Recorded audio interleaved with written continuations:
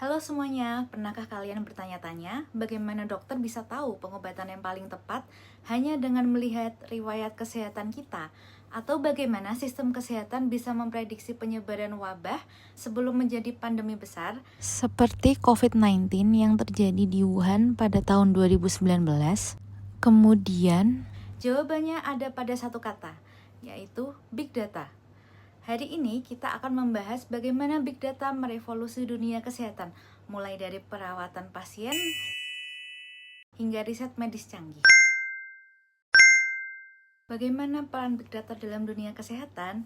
Big Data dalam dunia kesehatan mencakup sumber data elektronik yang berskala besar, dihasilkan, dikelola, serta dianalisis oleh penyedia layanan kesehatan, organisasi maupun pasien dan keluarganya. Penggunaan data dari pemetaan genetik, rekam medis digital, hingga perilaku online konsumen berpotensi besar untuk meningkatkan kesehatan individu dan populasi, menghemat biaya, serta menemukan pengobatan baru bagi penyakit kronis maupun infeksi. Contoh pencitraan digital X-ray, pemetaan genetik, klaim asuransi, dan perilaku online konsumen. Nah, konsep ini mirip dengan apa yang dilakukan oleh John Snow pada tahun 1854 saat melacak sumber wabah kolera di London menggunakan pemetaan lokasi dan pasokan air, membuktikan bahwa penggabungan data secara kreatif dapat menghentikan penyebaran penyakit. Berdasarkan domain informatika, sumber Big Data kesehatan dikelompokkan ke dalam 4 kategori utama. Yang pertama, data layanan klinis, informasi yang berkaitan langsung dengan pemberian asuhan medis kepada pasien di fasilitas kesehatan. Yang kedua, surveillance kesehatan masyarakat, data survei dan pemantauan yang berfokus pada perlindungan kesehatan publik serta pelacakan tren penyebaran penyakit. Yang ketiga, data penelitian medis, informasi seputar genetika dan riset medis mendalam yang kini mulai dibagikan secara luas untuk mempercepat penemuan. Yang keempat, informasi berbasis konsumen, data yang digerakkan oleh perilaku kesehatan konsumen, baik melalui pencarian internet maupun perangkat pemantauan jarak jauh. Implementasi dan tantangan di lapangan. Penggunaan sistem rekam medis elektronik yang komprehensif atau komprehensif EHR serta Clinical Decision Support System atau CDS sangat penting untuk membantu tenaga medis mengambil keputusan berbasis data secara real time. Tantangan utamanya yaitu pertama, masalah kerahasiaan dan privasi individu yang harus dilindungi di tengah proses analisis data yang masif. Kedua, kurangnya interoperabilitas atau kemampuan sistem IT yang berbeda-beda untuk saling berkomunikasi dan bertukar data. Yang ketiga, kompleksitas kebijakan berbagi data baik di tingkat institusi maupun antar negara. Pengolahan Big Data kesehatan memerlukan perangkat lunak khusus seperti SAS.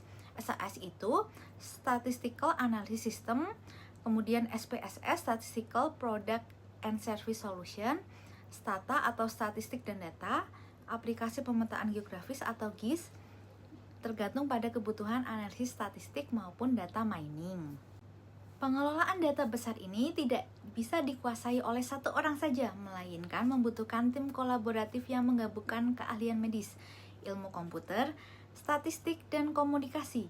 Keberhasilan Big Data diukur dari bagaimana sistem kesehatan mampu mengintegrasikan informasi medis dan non-medis untuk meningkatkan luaran atau outcomes pasien. Contohnya, dalam pemanfaatan data sederhana seperti tingkat kepuasan pasien, yaitu kebersihan, keramahan staf, kenyamanan fasilitas, terbukti mampu mengubah kultur pelayanan rumah sakit sehingga keseluruhan dan meningkatkan daya saing mereka. Contoh Big Data dalam rumah sakit, yaitu prediksi penurunan vital algoritma, menganalisis tanda-tanda vital pasien secara kontinu untuk mendeteksi sepsis atau gagal jantung sebelum kondisi memburuk secara drastis. Berikut merupakan contoh cara kerja dan tanda vital manusia. Yang kedua, manajemen antrian IGD. Dashboard real-time memprediksi lonjakan pasien masuk, sehingga rumah sakit dapat mengatur rotasi tenaga medis dan ketersediaan bangsal secara optimal. Berikut merupakan contoh penerapan Big Data dalam sistem antrian di rumah sakit. Yang ketiga, efisiensi waktu tunggu. Mengurangi waktu tunggu triase melalui pemetaan pola historis kedatangan pasien di unit gawat darurat berdasarkan hari dan jam. Ini merupakan contoh AI triase mengurangi waktu tunggu IGD.